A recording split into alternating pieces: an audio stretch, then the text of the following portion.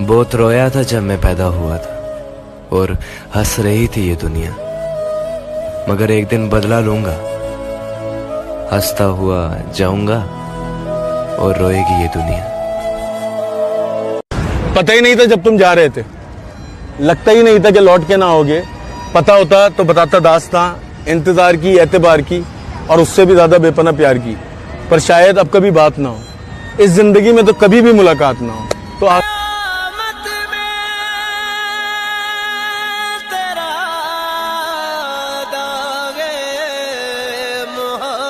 हमारे जिस्म तो जुदा हो सकते हैं लेकिन रूहें नहीं।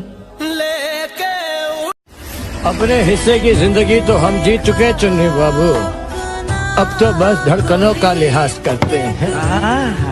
क्या कहें ये दुनिया वालों को जो आखिरी सांस पर भी एतराज करते हैं।